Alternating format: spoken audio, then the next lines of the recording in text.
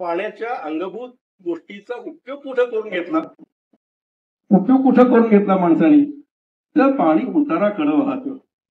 याचा उपयोग कुठं करून घेतला त्यांनी?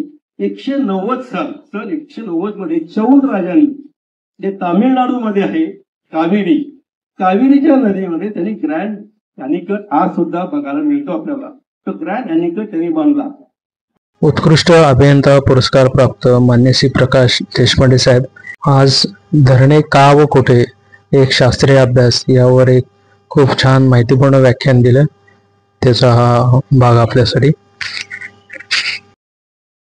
नमस्कार. आज आपल्याकडे देशपांडे काका आले आहेत.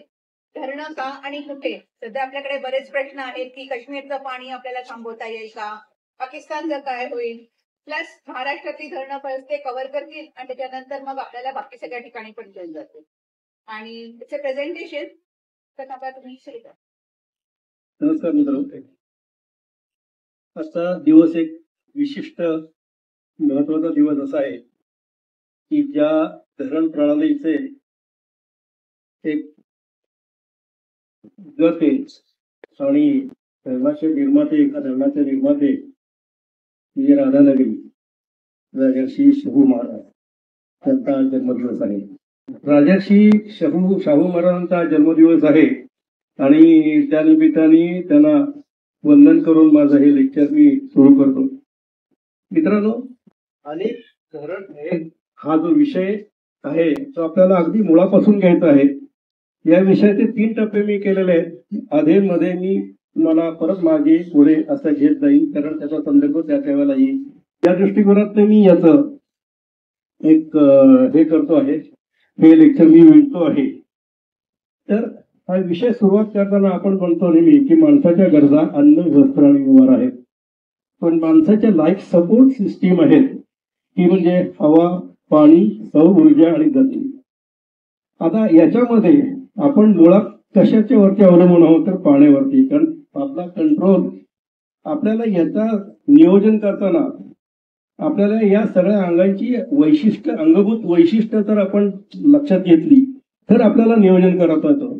कारण कुठलाही प्रोजेक्ट याला आपण म्हणतो, याला प्रोजेक्ट म्हणतो आपण, त्याला एक उद्दिष्ट असावं लागतं, त्याच्यानंतर टाइम लिमिट असावं लागतं आणि आपल्याला त्याच्यासाठी फायनान्शियल आपल्याला त्याची तडजोड करावी लागते, त्याची आपल्याला तजवीज करावी लागते. पाणी या विषयाच्या संदर्भामध्ये पाण्याचे अंगभूत गुण कुठले आहेत याचा जर आपण विचार केला तर देवानी आपल्याला पाणी हे 2 प्रकारे दिलेलं आहे. एक पावसाच्या निमित्ताने दिलेलं आहे आणि एक बर्फाच्या निमित्ताने दिलेलं आहे. तर हे पाण्याचे अंगभूत गुण कुठले आहेत? ते पाणी मूर्त इथे भूजलच्या स्वरूपामध्ये आपल्याला उपलब्ध होतं. दुसरी गोष्ट ते म्हणजे ते पाणी हे उतारावरती वाहत राहतं, हा एक प्रश्न आहे. आणि दुसरी गोष्ट म्हणजे बर्फाच्या स्वरूपामध्ये आपल्याला मिळतं. पाण्याचे 2 अंग आहेत. एक नील पाणी म्हणजे ब्ल्यू जल आणि एक हरित जल. ब्ल्यू जल म्हणजे वाहणारं पाणी म्हणजे भूजल हे सुद्धा आपल्याला नील जल म्हणून घ्यावं लागतं. ते वाहणारं पाणी. आणि दुसरं हरित जल म्हणजे जी जमीन पाणी धरून ठेवते, त्याला वापसा येतो म्हणतो आपण. जमीन पाणी जे धरून ठेवते आणि त्याचा वापर वनस्पती करतात आपल्या अन्नासाठी, तर त्याचा एक ते हरित जल. आता या 2 गोष्टीची आपण जेव्हा विचार करून घेतो आपण हे करतो. दुसरी पाण्याची ही अंगभूत त्याला गुण म्हणा किंवा अवगुण म्हणा की इट इज व्हल्नरेबल टू पोल्युशन. म्हणजे पाणी तेरा रंग कैसा जिसने मिलाया जैसा. त्यामुळे त्याचा तो गुण असेल किंवा तो अवगुण असेल, पण त्याचा तो अंगभूत हा गुण आहे. त्याच्यानंतर तुम्हाला पाण्याचा एक्सटर्नल सोर्स काय आहे तर पाण्याचा एक्सटर्नल सोर्स आहे पाऊस. पाण्याचा आणखीन एक गुणधर्म असा आहे की पाणी हे रिन्युएबल आहे, रिकरिंग आहे, रियुजेबल आहे. खनिज संपत्ती अशी नाहीये. त्यामुळे आपल्याला नातं जोडायला पाहिजे हे पाण्याशी जोडायला पाहिजे. खनिज संपत्ती आज न उद्या जाणार आहे आणि त्यामुळे आपल्याला या गोष्टीच्या बाबतीत म्हणून हे अंगभूत पाण्याचे गुण आपल्याला लक्षात घ्यावे लागतात. पावसाची आपण परिस्थिती की पाऊस हा एक्सटर्नल सोर्स आहे त्याचा. पावसाची परिस्थिती कशी आहे आज आपण बघतो की जून मध्ये पाऊस कधी आपण बघितलं नाही एवढं. आज नेहमी धरणं भरलेली आहेत, असं कधी झालं नाही आतापर्यंत. पावसाची स्थलसापेक्ष आणि कालसापेक्ष अशी, आता जून मध्ये पाऊस पडला पुढे पडेल माहिती नाही, ऑगस्ट मध्ये पडेल माहिती नाही, किती तो लॉंग ब्रेक येईल याची माहिती नाही, तो कधी मॉडेल कॉलनीमध्ये कधी इकडच्या बाजूला स्वारगेटला पडेल, शाश्वती नाही. मागच्या वर्षी या वर्षी इतक्या या तारखेला पडला, आता या वर्षी या तारखेला पडला, याच्या संदर्भातलं माणसाला बांधता येत नाही, अंदाज बांधता येत नाही. तर पावसाचं लहरी पण आहे ते अतिवर्षा आणि नाहीतर दुष्काळ, या सगळ्या याच्यामध्ये आपल्याला पावसाचं मान हे लक्षात घ्यावं लागतं. आता याच्यामध्ये मग प्लॅनिंग करायचं, तर आपल्याला काही उपाय आहेत का नाही.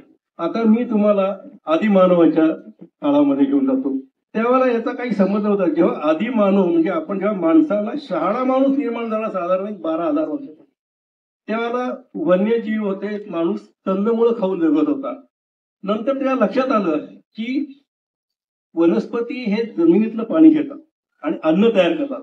आपण अन्न तयार करू शकत नाही, पण आपल्याला अन्नाची गरज आहे. मग अन्नाच्या गरजेला आपल्याला काय करायला पाहिजे, जमिनीची गरज आहे.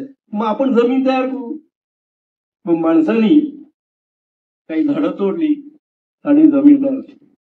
म्हणजे माणसाच्या बुद्धीचा पहिला विकास तिथे झाला आणि कदाचित तिथंच नाशाची बीजे पेरली गेली. आज आपण नक्की ही महत्वाची बाब आहे. त्याच्यानंतर तो पाण्याची उपलब्धता कुठं आहे, नदीकाठी आला. नदीकाठी आल्यानंतर पाण्याच्या उपलब्धतेला नदीकाठी आल्यानंतर त्याला एक लक्षात आलं, नदीकाठी तो भरला. पण नंतर लक्षात आलं की पूर आला, कधी आला कळलं नाही. आणि वसाहतीच्या वसाहती गेला, म्हणजे इजिप्तची नाईल संस्कृती आहे, आपल्याकडची काही नदीकाठची जी संस्कृती भरली ती तितकीच गाडून पण गेली. त्यामुळे पावसाच्या लहरीपणाचा माणसाच्या वरती जीवनावरती हा परिणाम झाला. त्याच्यानंतर हे केव्हा झालं, याच्यामध्ये माणसाने पाण्याच्या अंगभूत गोष्टीचा उपयोग कुठं करून घेतला माणसाने, तर पाणी उताराकडे वाहतं. याचा उपयोग कुठं करून घेतला त्यांनी.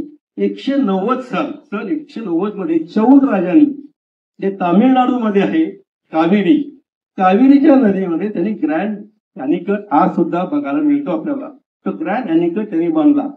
आता हे उत्तराकडनं पाणी वाहतं, याच्यासाठी माणसाला जी दृष्टी होती ती कशी होती बघा. ह्याच्यामध्ये आपल्याला नदीचं बिहेवियर लक्षात घ्यावं लागतं. नदीचं बिहेवियर, नदी कशी वाहते. नदी पहिल्यांदा बाल्यावस्थेत असते, कळकणाट असतो, उतार जास्त असतो त्याचा. नंतर ती यौवनावस्थेत येते, नंतर ती मॅच्युरिटी स्टेजमध्ये येते आणि नंतर ती वृद्ध स्टेजमध्ये येते. त्यावेळेला ती शांत होते. त्यावेळेला त्यांनी त्रिभुज प्रदेश ती गाळावरच वाहते. त्यामुळे त्रिभुज प्रदेशामध्ये आपल्याला काय करता येईल, त्या ठिकाणी कोणाचाही धोका असतो. चौद राजांनी काय केलं, त्या ठिकाणी कावेरीला एक बांध घातला आणि पाणी वळवलं. म्हणजे याच्या निमित्ताने पुराचं नियंत्रण पण झालं, पाणी विखुरलं गेलं आणि कॅनॉलच्या निमित्ताने पाणी मिळालं. त्यामुळे पिकं भरली. हा कुठल्या गोष्टीचा उपयोग झाला, पाण्याच्या अंगभूत गोष्टीचा झाला. त्याच्यानंतर असं झालं की 1396 ते 1412 दुर्गादेवीचा दुष्काळ, सलग 12 वर्ष दुष्काळ पडला. आणि या दुष्काळाने दुर्गादेवीचा दुष्काळ का म्हणतात, आपल्याकडे देवी फक्त दोघांनाच म्हणलं जातं, एक अहिल्यादेवी आणि एक दुर्गादेवी. ही दुर्गादेवी होती, तिच्याकडे हत्ती होते, घोडे होते, नंतर बैल होते. तिनं बिहारमधलं माणसं आणून इथल्या लोकांना जगवलं. असा दुष्काळ पडला की परत तुम्हाला 2-4 वर्षात बाहेर पडता येईल. या दुष्काळामध्ये नंतर हे सलग दुष्काळ पडला तर काय करायचं, हा माणसाच्या पुढे प्रश्न निर्माण झाला. परत पुढच्या वेळेला 1400चा दामाजी पंथाचा दुष्काळ. दामाजी पंथाचं आपल्याला माहिती आहे, दामाजी पंत संत पण होते. दामाजी पंतांनी बहामनी राज्यामध्ये दादाची कोठारे उघडून दिली. त्यामुळे नंतर एक आख्यायिकाही आहे की त्यांना बंदर्भ केलं गेलं, पण विठ्ठलानं त्यांच्या म्हशीवर एक विठ्ठल नावाचा माणूस आला आणि त्यांनी सोनं दिलं आणि ते केल्यानंतर तो गायब झाला. आणि दामाजी पंतांनी त्यांचं सगळं आयुष्य पुढे हे विठ्ठलाच्या मार्गी व्यतीत केलं. हा एक दुष्काळ झाला. त्याच्यानंतर मध्ये काय झालं की 1852 नंतर ईस्ट इंडिया कंपनीचा उदय झाला. आपल्याकडे 1757 प्लासीची लढाई, त्यावेळेला इंग्लंड ते आली मंडळी 1857 मध्ये 1857 पर्यंत इंग्रजांनी सगळा देश व्यापला आणि 1818ला तिथं युनियन जॅक फडकला शनिवारवाड्यावरती. ही ब्रिटिशांची हे याच्यामध्ये ब्रिटिश हे नकाशे काढण्यामध्ये बाकी होते आणि ब्रिटिशांनी काढलेले ब्रिटिशांनी काढलेले नकाशे हे आजही वाखाणण्याला लागेल म्हणजे. आता ह्याच्यामध्ये काय महत्वाचं नियोजन कसं करायचं की धरणं बांधायला योग्य जागा कुठली. आता अजून धरण या संकल्पनेकडे अजून यायचंय आपल्याला. मी साधारण तुम्हाला सगळा भारत फिरवून आणतो आहे. आता या भारताची रचना कशी आहे, महाराष्ट्राची रचना कशी आहे, महाराष्ट्राची रचना कशी आहे याच्यामध्ये आहे. कारण पाणी उताराकडे वाहतं हे आपल्याला माहिती आहे. तर आपल्याला त्या पाणी कलेक्ट कसं होतं तर रिच लाईन मधनं ज्या ठिकाणी आपण एखादं पाणी अडवणार आहोत तिथं जे पाणी सगळं त्या ठिकाणी जमा होतं आणि तिथून ते पुढे व्हायला लागतं. That is catchment area. तर पाणी हे खोरं म्हणणं असं खोरे हे पाण्याचं डिझाईनचं एक घटक म्हणून ते तयार करणं आणि त्याच्यानुसार त्याचं नियोजन करणं. खोरं हे घटक डिझाईन युनिट म्हणून आपण ते गणलं गेलं आणि त्याच्यानुसार आता नियोजन करायला पाहिजे आपण हे लक्षात आलं. आता 1852 साली ब्रिटिश तर आलेच होते त्यांनी 1852 साली पण दुष्काळ पडला. त्याच्यानंतर 1886 साली दुष्काळ पडला. दुष्काळ कमिशन तयार झालं. सर ऑलिन कंट्री नावाचा माणूस आहे त्याला ब्रिटिशांनी आपल्याकडे पाठवलं. मधल्या दुष्काळामध्ये काय झालं की इथले बरेचसे लोक मिळाले, अनेक लोक मिळाले. काही ठिकाणी म्हणजे बंगालच्या दुष्काळामध्ये तर देशातली 1% लोकसंख्या ही दुष्काळ नव्हती. अशा परिस्थितीमध्ये नंतर पुढे 1896 साली ही जे ॲलन कॉन्ट्रीफला जेव्हा इंडियामध्ये पाठवलं त्या ब्रिटिशांनी पहिल्या दुष्काळामध्ये काय केलं, जे सगळं अन्नधान्य होतं ते युरोपात आपल्या सैनिकांसाठी पाठवून दिलं आणि असंतोष वाढायला लागला. असंतोष वाढायला लागल्यानंतर ईस्ट इंडिया कंपनीने सांगितलं की आपल्याला देश सांभाळायचं, आपल्याला राज्य करायचंय, आपल्याला त्यातलं सगळं लुटून आणायचंय. तर तुम्ही काय करा, तर पहिल्यांदा लोकांना जगवा तिथल्या आणि त्यांच्याकडनं काम करून घ्या आणि त्यांच्याकडनं त्यांना अन्न खायला घाला. ते काय करायचं तिथे जाऊन करा त्यांना आणि त्याच्यावरती उपाययोजना मला सुचवा. त्यांनी जी उपाययोजना सुचवली. आता तुम्हाला मी टोपोग्राफीकडे येतो. इंडियाचा जर टोपोग्राफिकल नकाशा घेतला तर पूर्वेकडे वाहणाऱ्या नद्या म्हणजे गंगा, ब्रह्मपुत्रा, पश्चिमेकडची आत्ताची सगळ्यात सिंधू ही आता बहुचर्चेत आहे आणि मध्ये मध्य भारत आणि त्याच्या खाली शेवटी पेनिन्सुला म्हणजे नर्मदेच्या खाली द्वीपकल्प दक्षिण. आता ह्याच्यामध्ये जर तुम्ही हे बघितली तर ही सगळी गाळाची जमिनीमध्ये मधला जो भाग आहे मध्य भारताच्या तिथला शिवाय हिमालयाच्या शिवालिक पर्वताच्या करता खालचा गावात. त्या शिवालिक पर्वतामध्ये त्यावेळेला धरण बांधण्याची आपल्याकडे नॉलेज नव्हतं. त्याच्यानंतर इथे जे आहे तर त्या ठिकाणी 1852 साली हरिद्वार इथे जो मोठा बांध घातला त्याच्यामध्ये 240 मैल कालवा काढण्यात आला. तिथं सुद्धा पाण्याच्या पुनर्भरणाचा कुठला उपयोग झाला, पाणी उताराकडे वाढलं. आता मध्ये आला विंध्य पर्वत, तर तिथलं पाणी आपल्याला इकडे आणता येणार नाही. आपल्याकडचा नकाशा बघूया. आपल्याकडे नकाशामध्ये आपला सह्याद्री, बाजूला चिंचोळी, आपली कोकण किनारपट्टी आणि खाली मग दक्षिण भाग द्वीपकल्प, हा दक्षिण भाग हा खालचा भाग आला. महाराष्ट्राचा जर नकाशा पाहिला म्हणजे इंडियाची जी खोरी आहे ते 13 नद्या आहेत, मोठ्या नद्या आहेत. ही 13 नद्यांची खोरी आहे. महाराष्ट्रामध्येच्या नकाशात आपण खोरी बघितला तर महाराष्ट्रामध्ये 6 खोरी आहेत म्हणजे कृष्णा, गोदावरी, नर्मदा, तापी, महानदीचा काही भाग आहे पण तो आपण घेत नाही. याचं कारण आहे त्याचा काही थोडा पर्सेंटेज आहे त्याच्यामध्ये आणि पश्चिम वाहिनी नद्या सगळे अलग केलेल्या आहेत. महाराष्ट्रामध्ये ज्याला नावं आहेत त्याला 400 नद्या आहेत. महाराष्ट्रामध्ये 1000 नद्या आहेत, 400 नद्यांना नाव आहे. तर अशा याच्यामध्ये तुम्हाला ह्या नद्यांच्या संदर्भात नद्या वाहतात कशा त्याला फार, कारण आपण काय म्हणतोय, मी तुम्हाला मुळापासून घेऊन चाललेलो आहे बरं का.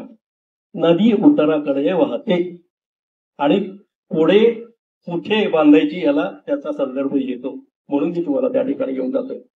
तर त्या ठिकाणी तुम्हाला लक्षात येईल की सह्याद्री आपला असं आहे, इकडची जी कोकण किनारपट्टी आहे तिथं प्रचंड पाऊस पडतो, पण तिथं जमीन जी आहे, पिकाऊ जमीन जी आहे ती फक्त 6% आहे. 3 ते 4,000 5,000 मिलीमीटर पाऊस पडतो. तो पुढे घाटमाथा आला आणि घाटमाथ्याच्या नंतर पुढे ते पाऊस तो मध्ये घाटमाथ्याच्या नंतर पुढे गेल्यानंतर 400 ते 500 मिलीमीटर पाऊस पडतो. त्याच्यानंतर पुढे गेल्यानंतर तो 1500 मिलीमीटर पर्यंत जातो आणि मग विदर्भ वगैरे आता कमी जातो. आता हा पाऊस येतो कसा, तर नैऋत्य मान्सून. नैऋत्य मान्सून येतो पहिल्यांदा, तो किती महिने येतो, 4 महिने आपल्याला माहिती आहे. त्याच्यानंतर पाऊस. आता प्रश्न आला पुढे की त्याची तो जी शिव्हरिटी आहे, पावसाची जी शिव्हरिटी आहे ती पुढे पावसाचा लहरीपणा सांगितला, खात्री नाही, हा एक भाग आहे, पण त्यांनी त्याची सांगितलं की मी इतक्या क्वांटिटीमध्ये पडतो. पुढे गेल्यानंतर त्याच्यामध्ये जे गोदावरीचं खोर आहे ते जवळजवळ 50% आहे, कृष्णेचं खोर आहे ते 23% आहे, नर्मदेचं खोर आहे ते 0.5% आहे. अशी त्याची विभागणी आहे.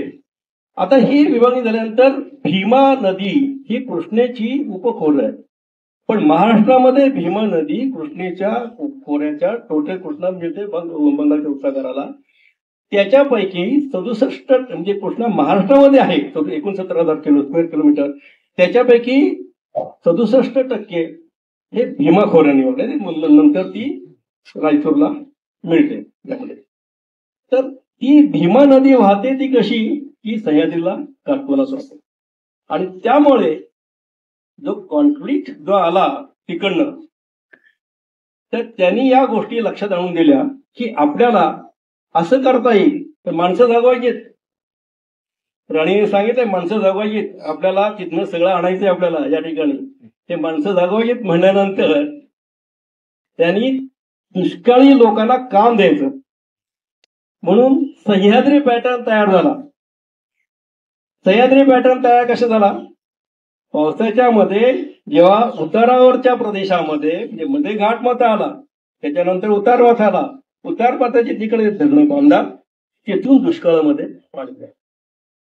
माणसं इथलीच, माती इथलीच, पैसा इथलाच, मसाले, सागवान, गंध, असा प्रकार त्यावेळेला तो ठीक आहे. परंतु काय झालं की इरिगेशनचं जाळं विणण्यामध्ये ज्याचे श्रेय त्याला द्यावे हे एवढे लक्षात ठेवा. विंदा कर्णिकर म्हणतात, तुमची ना तुम्ही वरते पाठून ठेवा, ज्याचे श्रेय ज्याचे त्याला द्यावे एवढे लक्षात ठेवा. तर त्यामुळे हे श्रेय तर त्यांना द्यायलाच पाहिजे. त्याच्यानंतर बिल नावाचा माणूस आला, या बिलनी सगळे घोड्यावरून साईज सगळ्या ठरवल्या आणि नंतर लक्षात आलं यांच्यामध्ये की विकासाची बेट तयार व्हायला लागली. कारण आपण काय केलं की पाण्याचा जो आहे प्रश्न आहे तो आपण एखादा एक्झामिनेशन मध्ये तर सोपा भाग करतो, म्हणजे त्यातल्या त्यात सोपा, हा सोपा प्रश्न नाहीये, पण त्याच्यामध्ये क्रायटेरिया कुठे लावले आले, solution should be technically feasible, financially feasible, आता नवीन 1986 पासून एन्व्हायरमेंटली फिजिबल, सोशली फिजिबल आणि शुड बी प्रॅक्टिकल. हवे धरून बनतो म्हणता येईल शुड बी प्रॅक्टिकल. असे 5 फिजिबिलिटी क्रायटेरिया आहेत. ह्याच्यातला त्यावेळेला तर एन्व्हायरमेंटचा क्रायटेरिया नव्हता, त्यामुळे फायनान्शियली फिजिबल आणि टेक्निकली फिजिबल ह्याच्यामधल्या ज्या 2 गोष्टी, टेक्निकली फिजिबल म्हणजे उताराला पाणी वाहते त्यामुळे आम्ही कॅनॉल काढू आणि तेवढं हे करू. आता याच्यामध्ये जमीन किती आहे, तर जमिनीचे प्रकार कुठले आहेत, क्रॉस कमांड एरिया म्हणजे त्याच्यामध्ये गावठाणाचे एरिया वगैरे सगळे आली, कल्चरेबल कमांड एरिया म्हणजे ज्या पिकाऊ जमिनीला पाणी दिलं की धान्य त्याच्यामध्ये होतं, that is culturable command area. आणि ज्या जमिनीला पाणी देऊ शकतो ती इरिगेबल कमांड एरिया. म्हणजे सगळ्या जमिनीला पाणी मी देऊ शकणार नाही, त्यामुळे इरिगेबल कमांड एरिया ही कमी येणार आहे.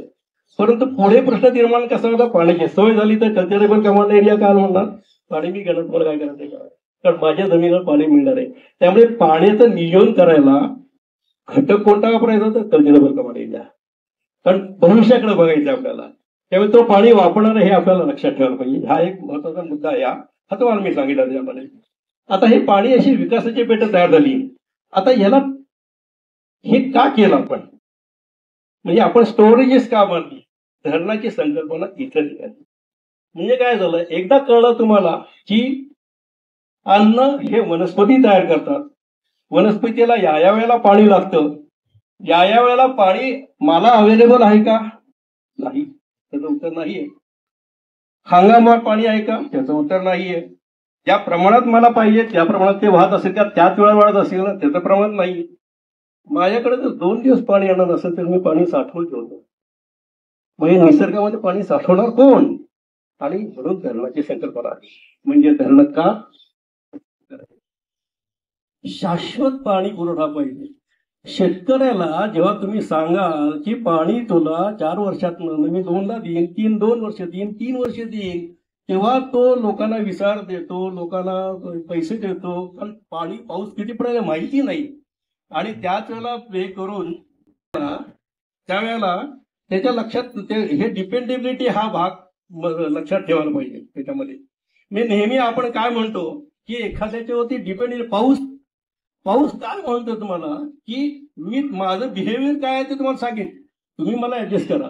म्हणजे आपण डिपेंडेबिलिटी फॅक्टर हा काय म्हणतो, डिपेंडेबिलिटी फॅक्टर की एखादा माणूस ए आहे बी आहे, हा माणसाचा स्वभाव असा आहे, हा माणसा कोणी सर्व गुण संपन्न नाही, परंतु ह्याच्याकडे बघताना याचा गोष्टी दोस्ती करताना मला या माणसाला कळलं पाहिजे की एक 75% विश्वास द्यायला हरकत नाही.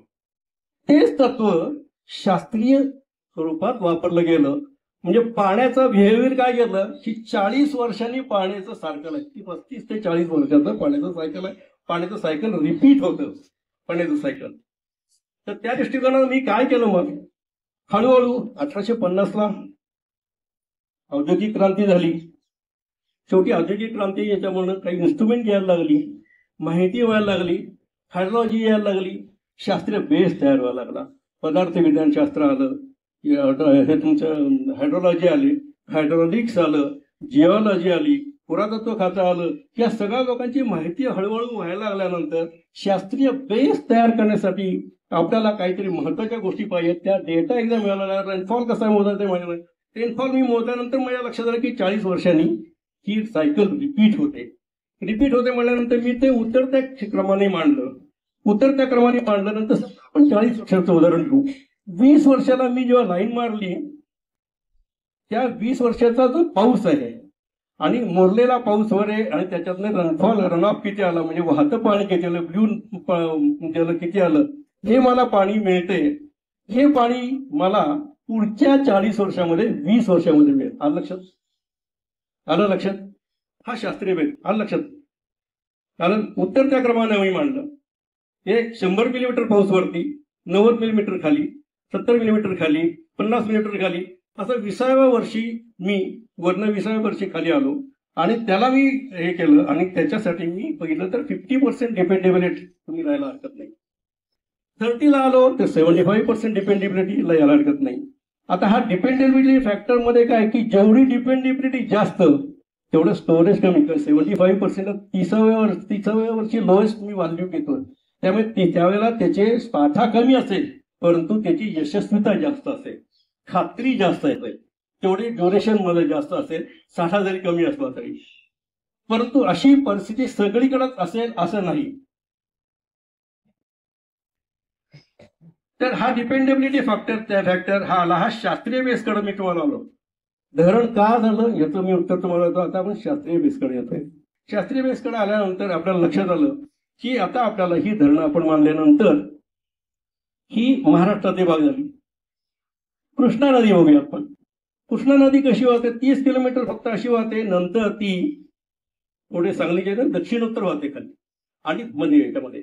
आणि त्यामुळे काय झालं की त्यामुळे इथे पाणी अवेलेबल आहे परंतु जमीन उंचावर आहे, त्यामुळे ग्रॅव्हिटीनं पाणी देणं हे तिथं शक्य आहे. म्हणजे टोपोग्राफी मॅटर्स मच. म्हणजे पाणी तुमच्याकडे आणि तिथे तुमची जमीन कल्चरेबल कामा एरिया ही वरती आहे, पाण्याची कमतरता, पाणी तुम्ही. आणि त्यावेळेला लिफ्ट नव्हते. 1970 साली शेवटची मोठ गेली, नंतर औद्योगिक क्रांती आली, त्यामुळे तर त्या दृष्टिकोनातनं त्यामुळे दक्षिणेमध्ये आपण कृष्णी नदीमध्ये ही धरणं जी झाली ती धरणं नंतर झालेली आहे. पहिलं धरण कुठलं झालं आपलं खडकवासला 1878ला. ते पुण्याच्या वॉटर सप्लायसाठी झालं, पुण्याच्या वॉटर सप्लायसाठी. आणि नंतर ही जी विकासाची जे सह्याद्री मॉडेल तयार झालं ही कुठली धरणं झाली, चकणापूर, भंडारदरा, नवीन भाटघर, जुनं भाटघर होतं 5 TMCचं, 23 TMचं नवीन भाटघर झालं. अशी अनेक धरणं जी इथं पुढे झाली ती ब्रिटिशांनी बांधली, ही मेसनरीमध्ये बांधली. ब्रिटिशांनी काही मातीची धरणं पण बांधली आणि मातीची धरणं बांधली याच्यामध्ये, पण ब्रिटिशांना काही ठिकाणी अपयश आलं आणि त्याच्यानंतर त्यांनी तो विषय सोडून दिला. थोडी राजकीय परिस्थिती वेगळी होती त्यावेळेला.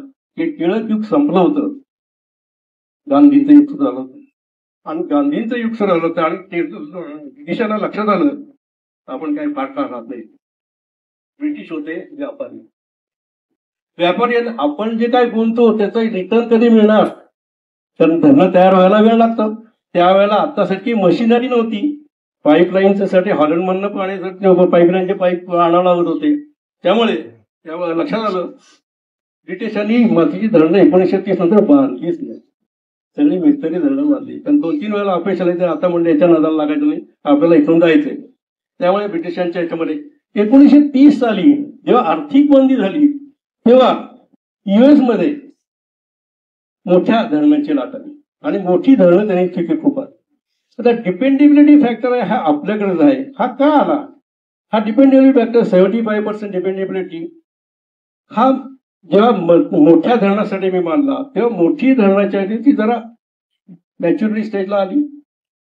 नदीच्या वाढीच्या ह्याच्यामध्ये वरच्या लोकांनी काय करायचं? वरच्या लोकांच्या त्याला पाणी दिलं, आम्ही वरती राहतो, हा आमचा दोष आहे का? आम्हाला मध्यम धरणं बांधून द्या, आमचा पण विकास करायला पाहिजे. इक्विटेबल विकास व्हायला पाहिजे. इक्विटेबल विकास म्हणजे लोकांना न्याय दिला असं वाटलं पाहिजे. कोर्टाच्या भाषेमध्ये न्याय देऊन चालत नाही, न्याय दिला असलं वाटलं पाहिजे. वकील आहेत आपल्या इथे, बरोबर आहे, न्याय दिला असं वाटलं पाहिजे. त्यामुळे आम्हाला मग त्याच्यासाठी काय होतं, तुमचा खर्च जास्त होतं, नाईलाज आहे, तुम्ही खर्च करा तेवढा. मध्यम धरणं बांधली. मध्यम धरणं बांधलीनंतर लघु आम्ही काय केलं, मग लघु धरणं बांधली. पुढे अजून वरती गेलं आदिवासी एरियामध्ये. म्हणजे मी आणि आता माझे बरोबरचे सहकारी चिराळ इथं आलेले आहेत. आम्ही बरोबर सर्वेला गेलो होतो 1981 साली. खेड तालुक्यामध्ये गेलो होतो. लोक गाडी आली की पळायचे आदिवासी एरियामध्ये, कारण परिस्थिती तशी होती. परिस्थिती कशी होती, कोळसा करायचा आणि जीवन जगायचं. विकासाच्या मध्ये त्यांचा त्यांना सहभागी करूनच घेतलं नव्हतं, सहभागी करून घेतलं नव्हतं. हा भाग आहे त्याच्यामध्ये. आणि तर त्या ह्याच्यामध्ये पुढे त्यांना मध्यम धरणं झाली, लोकल सेक्टर झाली आणि त्याच्यानंतर वरती मग वॉटरशेड डेव्हलपमेंट. वॉटरशेड डेव्हलपमेंट म्हणजे मग गली प्लग आले. वॉटरशेड डेव्हलपमेंटमध्ये 2 भाग आले, एक जमिनीवरील कामं आणि भूजलाची कामं. भूजल वाढवायचं, भूजलाची कामं आली. आणि या ठिकाणी मग जमिनी अगदी गेला की कंट्रोल बर्निंग आलं, समतल भराव आला, गली प्लग आले, शेक डॅम आले, पर्क्युलेशन टँक आले, डायव्हर्शन बंधारा आले. अशा सगळी कुठे बांधायचं याच्याकडे चाललोय आपण. धरणं बांधायचे ठरलं आता, कारण शाश्वत पाणी पुरवठा पाहिजे, काही काळाकरता पाहिजे. कळलं पाहिजे की मला हे पीक लावणं शक्य आहे. आणि ठीक आहे 75% डिपेंडेबिलिटी आम्हाला तुम्ही सांगितलं ना, 4 वर्षामध्ये 3 वर्ष पाणी मिळेल, 4थं वर्ष आम्ही गॅरंटी देत नाही. परंतु माणूस म्हणतो की 3 वर्षात मिळवलेला आहे, आपण 4थं वर्ष काढू, कमी मिळेल उत्पन्न, फायदा होणार नाही, फायदा कमी होईल, असं नियोजन करण्यासाठी या जणी चालत. आता अशी झाली. मग मोठी धरणं कशाला म्हणायचं, लहान धरणं कशाला म्हणायचं, मध्यम धरणं कशाला म्हणायचं, त्याचे प्रकार काय आहेत त्याचे. तर त्याच्यामध्ये ते लक्षात आलं त्यांच्या की मोठी धरणं आता तुम्हाला सांगितलं की नदीच्या उतारावरती अवलंबून आहे. तर इथं मी 15 मीटरचं धरण बांधलं महाराष्ट्रामध्ये तर माझं एखादा 2-4 किलोमीटरमध्येच पाणी थांबेल. परंतु उत्तर प्रदेशामध्ये बांधलं, नदीच्या खालच्या प्रदेशात बांधलं तर 10-25 किलोमीटर पण पाणी जाईल. म्हणून मोठ्या धरणांची व्याख्या अशी केली की 15 मीटरपेक्षा जास्त हाईट असेल ते मोठं धरण. परंतु माझ्याकडे धरणं उंच पागलं नाही, मग त्याच्यासाठी मी केली की 3 मिलियन क्युबिक मीटर पेक्षा जास्त असेल तर त्याच्या कॅटेगरी ही मोठ्या धरणामध्ये करायची. नंतर कल्चरेबल कमांड एरियामध्ये काय केली की 10,000 हेक्टरपेक्षा जर जास्त इरिगेशन असेल कल्चरेबल कमांड एरिया तर ते मोठं धरण. 2,000 ते 10,000 मध्ये असेल तर ते मध्यम धरण. 650 ते 2,000 पर्यंत असेल तर ते लघु धरण. 650 खाली जर असेल 250 मध्ये ते लोकल सेक्टरवर आणि मग गावतळीवर अशी केली. प्रश्न आता असा येतो की मोठ्या धरणांची आवश्यकता आहे का? तुमच्या मनातला प्रश्न येतो, मोठ्या धरणांची आवश्यकता आहे का? लहान धरणं बांधून चालणार नाही का? काय करायचं? मोठ्या धरणांमध्ये एवढा लोकांचं नुकसान करणार, पर्यावरणाचं नुकसान करणार, भूकंपाची शक्यता त्याच्यामध्ये लोक सांगतात भूकंपाची शक्यता आहे. आणि मग हे कशासाठी चाललंय तुमचं? याला विकास म्हणायचं का? प्रश्न कसा येतो पुढे? अन्नाशी येतो. अन्नधान्याची रिक्वायरमेंट काय? जेव्हा तुम्ही एखाद्या गोष्टीचं प्लॅनिंग करता तर डिमांड आणि सप्लाय या दोन गोष्टी असतात. एक तर डिमांड कमी आहे, सप्लाय जास्त आहे, you did not plan. Demand is equal to supply, temporary stage, 1-2 दिवसासाठी असेल. आणि demand is more, supply is less, then you must plan. आता लिमिटेड रिसोर्सेस, त्याच्यानंतर तुमचं हे डिमांड वाढल्या, त्याची प्रायोरिटी वाढल्या. मी आता आंघोळ टबमध्ये करतो, प्रायोरिटी वाढल्या, घरगुती डिमांड वाढली. पुढे erratic nature have to plan the thing, have to monitor thing, again plan. म्हणजे या सगळे हे सर्कल जे आहे हे कंटिन्युअस चालणारं सर्कल आहे. याच्यामध्ये हे कारण की आपलं आहे जे काय water is a dynamic thing, किंवा आपलं जीवनच आता डायनॅमिक झालेलं आहे.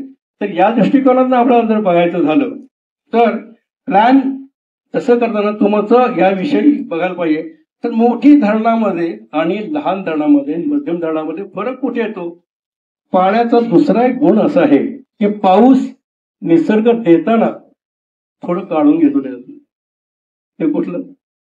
बाष्प स्वरूपामध्ये. तर ते परत तुम्हाला देतात, तुम्ही सगळं जर कंझ्युम करून टाकणार, त्यामुळे बाष्प स्वरूपामध्ये ते काढून घेणार आहे. तर ते बाष्पीभवन किती होतं? मोठ्या धरणामध्ये 18% होतं, मध्यम धरणा आणि लघु धरणामध्ये 25 ते 30% होतं.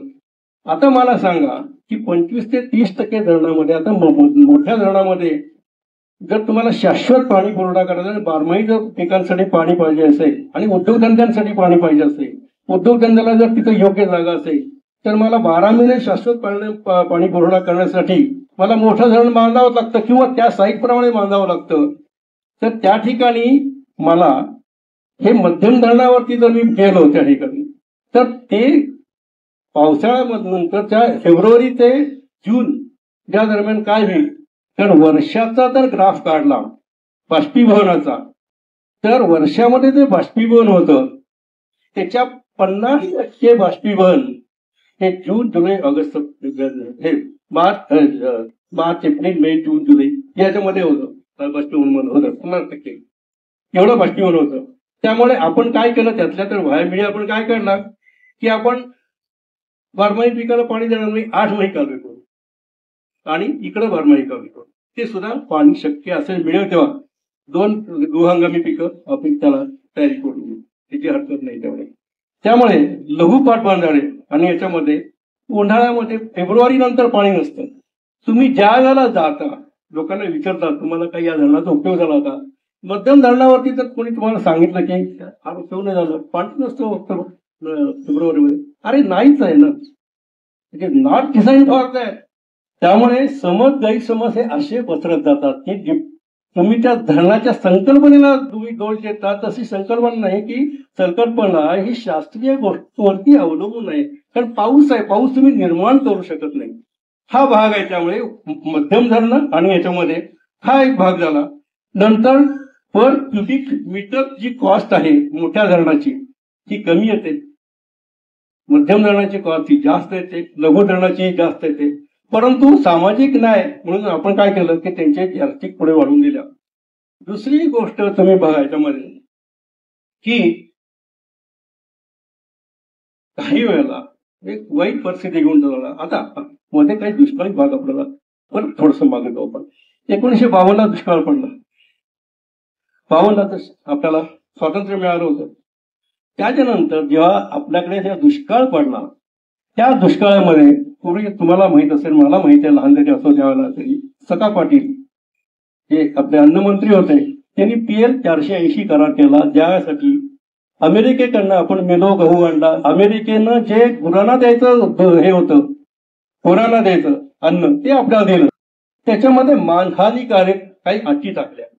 आणि मानहानिकारक अटी काय टाकल्या की मध्ये त्यांनी मान्य केलं की तुम्ही आम्हाला रुपयामध्ये पैसे द्या. काही दिवसांनी मान्य केलं, नाही रुपयामध्ये पैसे चालणार नाही, आम्हाला डॉलरमध्येच पाहिजे. मान्य करावं लागलं, कारण आपण अन्नधान्यामध्ये स्वयंपूर्ण नव्हतो. लाईनमध्ये मी पण उभा राहिलो, मेलोच्या लाईन काही कळत नव्हतं, पण लाईनमध्ये उभं राहावं लागत होतं. ही परिस्थिती दुष्काळाची छेळा ज्यांना मिळाल्या त्यांनाच माहिती, आजच्या लोकांना ही परिस्थिती नाहीये. आणि याच्यानंतर मग 1952 साली, 1961 साली जेव्हा पाक युद्ध झालं, नंतर परत दुसरं युद्ध झालं, त्यावेळेला अमेरिकन अनेक त्यांच्या अटी टाकल्याने अमेरिकेने आपल्याला मदत केली नाही. म्हणजे आपण अमेरिकेन एक प्रकारचं पाण्याच्या संदर्भातलं मांडलिकत्वच आपल्याला पत्करावं लागलं. या दृष्टिकोनातून हा एक भाग आपण लक्षात ठेवला पाहिजे की मोठ्या धरणाच्या बाजूला आपण का आलो होतो. कारण मोठ्या धरणाच्या संदर्भामध्ये हा की पाणी साठा जास्त असतो आणि तुम्हाला या दृष्टिकोनातलं ते बघायला लागतंय तुम्हाला. आता पुढे आपण मध्यम धरण आणि मोठे धरणाच्या ह्याच्यामध्ये काही तर उद्योगधंदे वाढले, शैक्षणिक प्रवास हे पर्यंत आला. आणि त्याच्यामुळे औरंगाबाद, नगर वगैरे या ठिकाणी या लोकांना, पुणे वगैरे हे कुठलं पाणी दिलं असतं आपण, हा एक भाग झाला.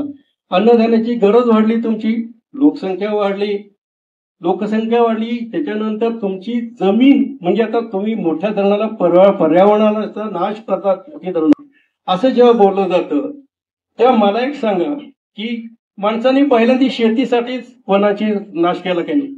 ठीक आहे, त्याची गरज होती म्हणून कमी गरजेमध्ये भागलं. पुढे जेव्हा त्याची गरज वाढायला लागली तेव्हा त्यांनी अजून जमीन तयार करायला सुरुवात केली. आणि अजून जमीन तयार केल्यावर सॉरी जेव्हा सिंचित शेती आली तेव्हा त्याला खात्री पडली. नंतर लँड होल्डिंग कमी झालं, प्रकरण वहिवाट किंवा वारसांच्या मध्ये लोकांना जमीन विभागली गेली, तरी देखील तो माणूस टिकवर होता कारण त्याला सिंचित शेती मिळाली. आणि त्या सिंचित शेतीमध्ये त्याचं जे उत्पन्न आहे, जमीन मला कमी मिळाली पण माझं उत्पन्न वाढलं. म्हणजे मला जमीन तोडावी लागली नाही, जमीन तयार करावी लागली नाही नवीन.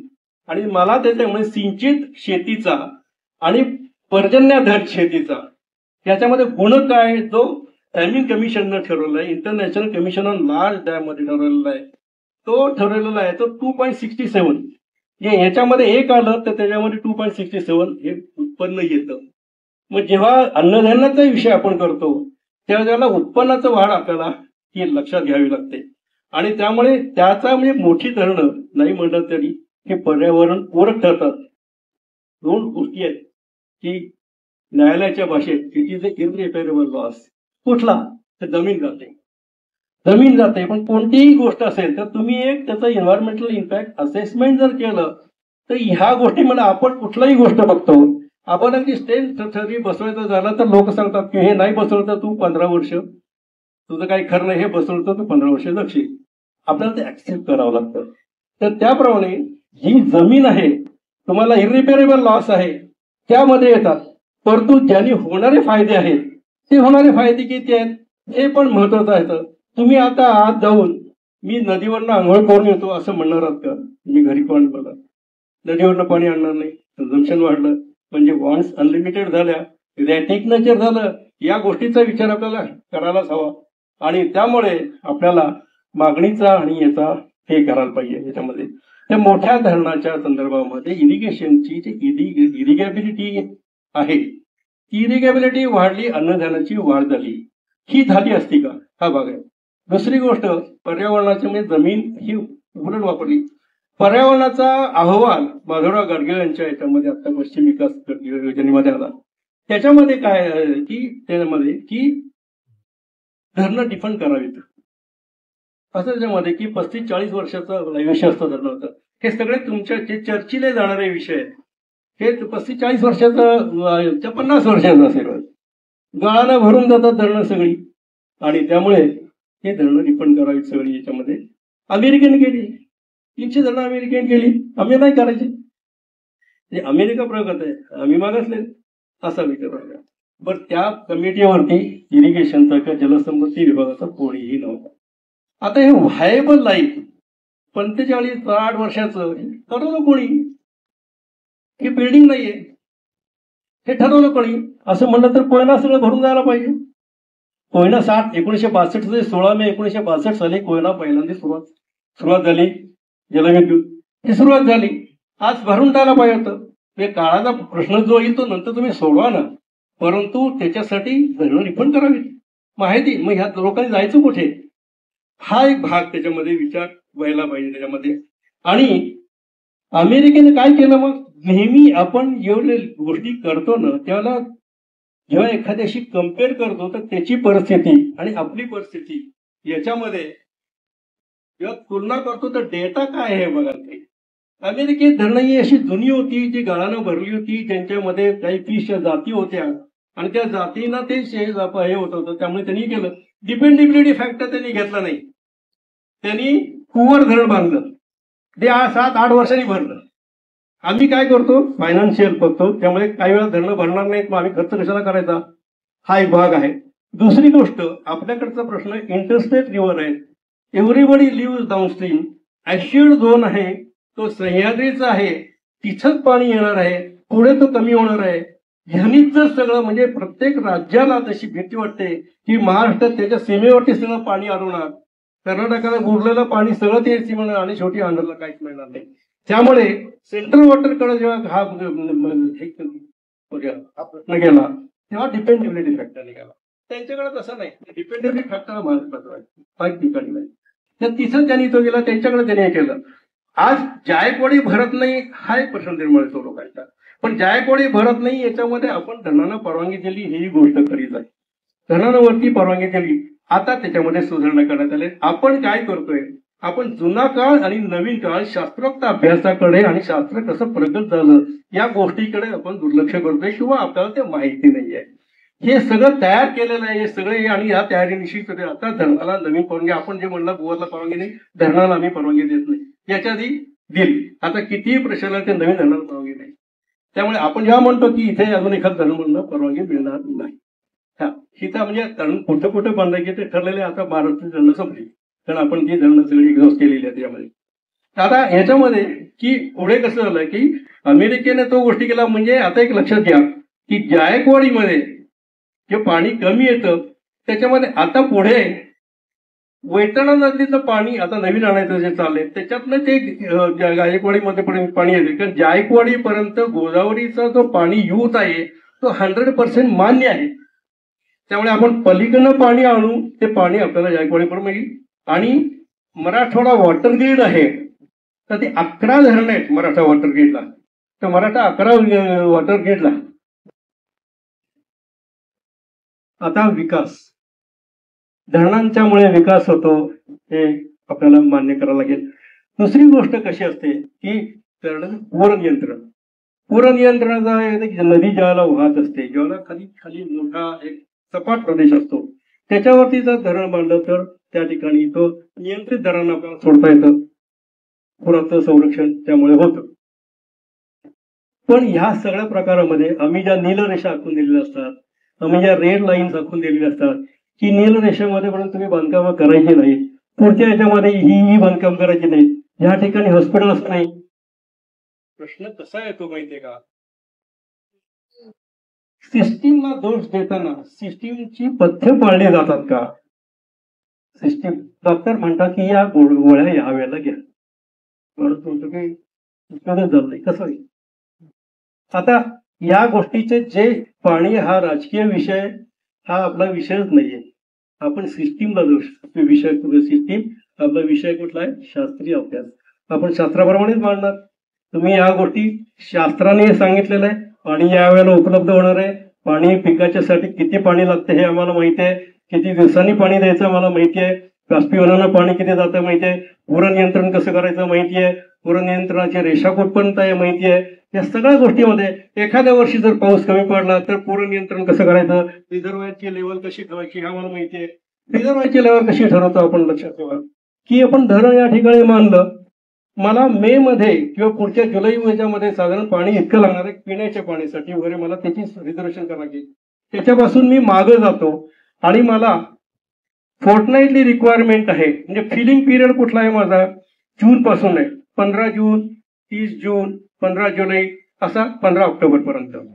त्या वेळेला त्या धरणामध्ये मिनिमम पाणी किती असायला पाहिजे आणि जास्त पाऊस आला तर मॅक्झिमम पाणी मी कुठपर्यंत साठवू शकतो, हा शास्त्रीय विचार करा. कुठपर्यंत साठवू शकतो, कारण मी पुराचं नियंत्रण करण्यासाठी धरणं बांधलेलं नाहीये. मला आहे त्यातनं मॅनेजमेंट करायची.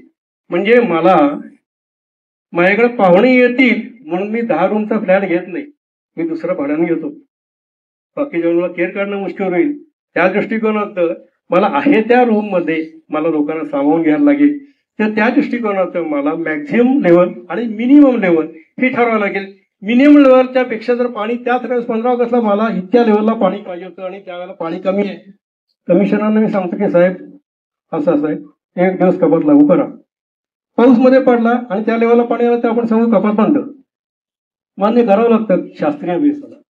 पुढे पाणी जास्त येते, पाणी हे ते सोडायचं कसं, तर सोडायच्या वेळेला आम्ही काय करतो की येणारं पाणी किती येते, पाणी चढेल किती, सेफली किती मी सोडू शकेल यातलं मी करतो. आणि full supply level, maximum water level, top of the bank level, wasteweir मधनं सोडायचं level, top of the bank level पर्यंत की maximum water level to FRL.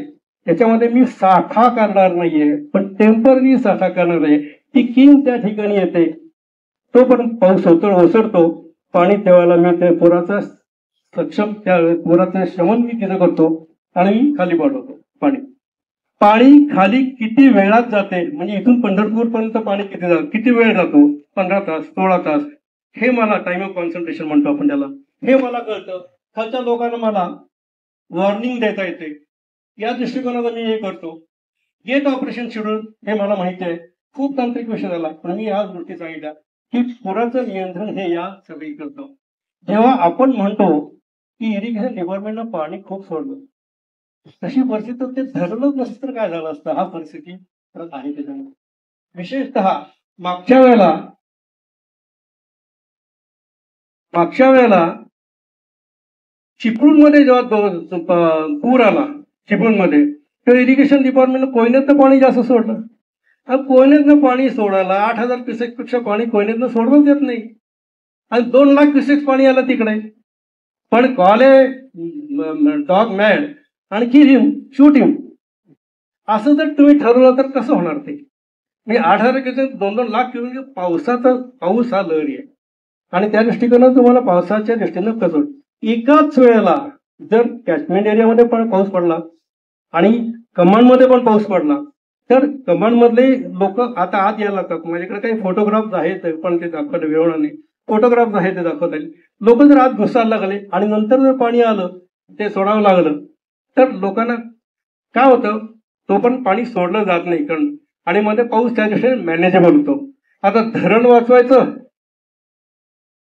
का काय करायचं, मग तो पूर धरण तर वाचवायला पाहिजे माझं, कारण त्याच्यानंतर ते नुकसान होणार आहे, ते जास्त होणार आहे. तर त्यामुळे मला त्या दृष्टिकोनाने मला विचार करावा लागतं. आणि ही पूरवाहक क्षमता, जी पूर शोषून घेण्याची क्षमता, ही प्रत्येक धरणामध्ये महाराष्ट्राचं प्लॅनिंग हे शास्त्रीयदृष्ट्या त्या दृष्टिकोनाने. हिमालयामध्ये ही धरणं अशी केलेली असतात पुराच्यासाठी, हिमालयामध्ये ही धरणं अशी बांधलेली आहेत, पण आपल्याकडे नाही, त्याची गरज नाहीये त्याची काही. आणि आपल्याला हे माहिती आहे की किती वेळानं पाणी कुठल्या संगम ब्रिज करून पाणी कुठे येईल, तिच्या पुढे किती येईल, त्याच्या पुढे किती येईल, हे आपल्याला सगळ्यांना माहिती असतं. त्यामुळे आपण त्याची वॉर्निंग लोकांना देत जातो. आपत्ती इमर्जन्सी ऍक्शन प्लॅन आपला त्यामुळे तयार असतो. तर त्या दृष्टिकोनाचा जर आपण विचार केला तर पूर नियंत्रणाचं काम असतं. 2005ला नंतर 2019ला वगैरे ही जे काय आपण मॅनेज केली, ते आपण नीरा देवघर धरण बांधलं. नंतर भाटघर आहे, भाटघर वेगळ्या नदीवरती, येळवंडीवरती, देवघर नीरा नदीवरती आहे. उजनीवरती येतं आणि खाली चंद्रभागा. पाऊस तुफान पडतोय वरती तिकडे, खाली चंद्रभागेच्याकडे पाऊस नाही, पण नदी मात्र फुगलेली. मॅनेजमेंट कशी केली? नीरा देवघर मध्ये पाणी सोडून दिलं, कारण त्याचा ग्रेडियंट जास्त होता. लोकल सारखं ही फास्ट लोकल आहे, जाऊ दे पुढे. आणि नंतर ती पुढे गेल्यानंतर मग भाटघरमधनं पाणी सोडलं. ते पुढे गेल्यानंतर मग उजनीमधनं सोडलं. म्हणजे उजनीमध्ये पण पाणी थांबवलं, भाटघरमध्ये पण पाणी थांबवलं, नीरा देवघरमध्ये पाणी थांबवलं, उपनगरामध्ये पाणी थांबवलं. त्याच्या पाणी कुठल्या एरियावर थांबवलं? फुल सप्लाय लेवल आणि मॅक्झिमम लेवल याच्यामध्ये पाणी द्यायचं. या सगळ्याचं एकत्रित म्हणजे इंटिग्रेटेड वॉटर ही मॅनेजमेंट ही अशी करावी लागते. मग ते इंटरस्टेट रिव्हरमध्ये आली. आता याचाच परिणाम कुठं असतो? आलमट्टी धरणाकडे आला. आलमट्टी धरणाच्या मध्ये कसं झालं की आलमट्टीच्या मध्ये एक हिप्परकी धरण आहे, फराज आहे. त्या हिप्परकी धरणामध्ये तिथला काय होतं, प्रत्येकाचं पाणी याच्याकडे दृष्टिकोन. मी धरणाचा मॅनेजर आहे, मला वाटते मला वर्षभर पाणी लोकांना तोंड द्यायचंय, लवकर धरण भरून घेतो. आणि लवकर धरण भरून नंतर पाऊस आला की मी धरणातलं पाणी घेऊन सोडून देतो, कारण मी वेस्टविंडमधलं पाणी सोडून दिल्यानंतर खालच्या नाल्याचं किंवा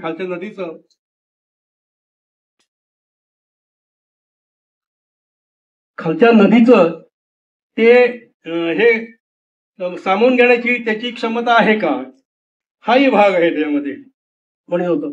त्यामुळे काय झालं की आलमट्टी धरण हे 519 पर्यंत त्याला हे करत आले. त्यामुळे 126 TMC पाणी अडवायला परवानगी होतं. परंतु मध्येच धरण आलं, त्यांनी पाणी टाकलं की त्यानंतर सांगली आणि कोल्हापूर गेलं 15 मिनिट पाणी. आणि नंतर पाण्याचा वेग मंदावतो, कारण त्याला घर्षण नसतं, पाणी झटकन पुढे जातं निघून. आणि झटकन पुढे जातं, वेग मंदावतो पुढे, आणि त्यांचंही नुकसान झालं, कारण त्यांनाही पाणी लगेच सोडावं लागलं. म्हणजे पाणी लवकर गेट टाकणे आणि भरणे हे शास्त्रीय नाही. हे शास्त्रीय हे सांगितलंय असं की मानसिक भावना आहे की माझं धरण बनवलं की आता नाही तसं. आणि मग ह्याच्यासाठी काय तुम्हाला करावं लागतं की real time data analysis system तयार करावं लागतं आणि रिअल टाइम डिसिजन सिस्टीम करावं लागतं. तुम्हाला लिडिंग टाइम, म्हणजे लोकांना आपत्ती येणार आहे हे सांगण्यासाठी लोकांना तुम्हाला एक लिडिंग टाइम लागतो. याच्यासाठी शास्त्रीय गोष्ट बेस लागते.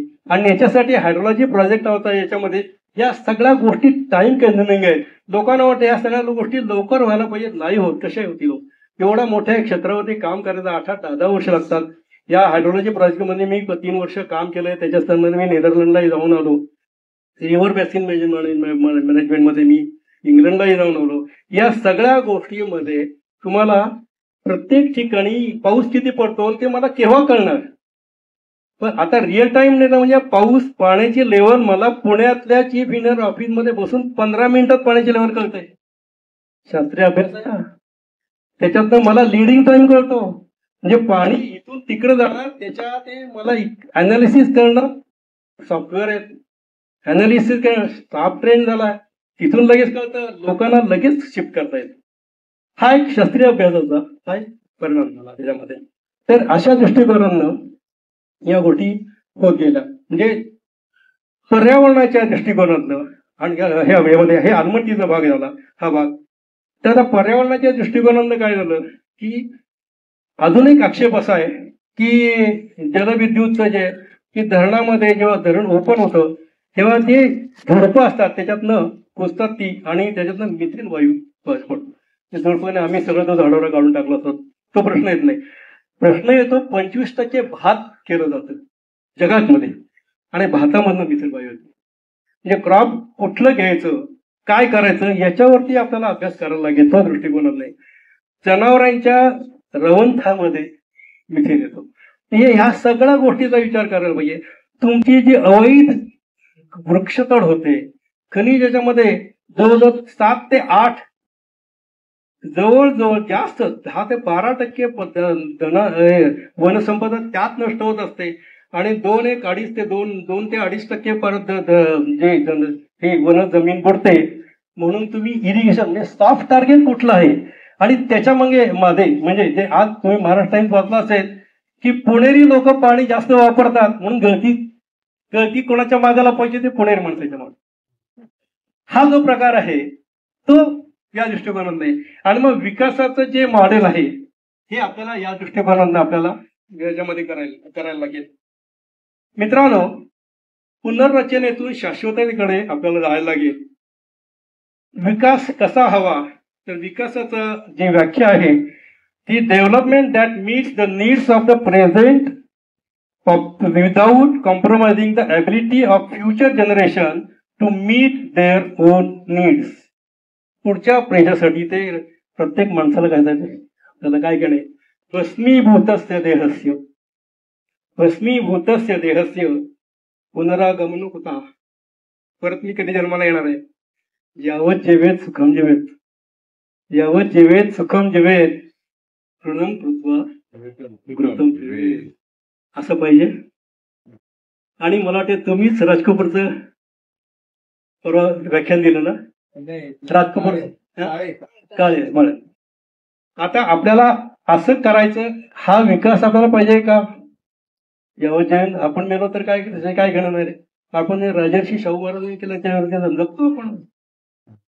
मग राज कपूरनं आपल्याला काय सांगितलंय किंवा शैलेंद्रनं आपल्याला काय सांगितलंय ते तुम्ही एखादं त्याचं शैलेंद्रची एखादी ओळ मला कोणी सांगू शकेल? या आपल्याकडे आहे ते लोक पिक्चर वगैरे बघितलेले आहेत.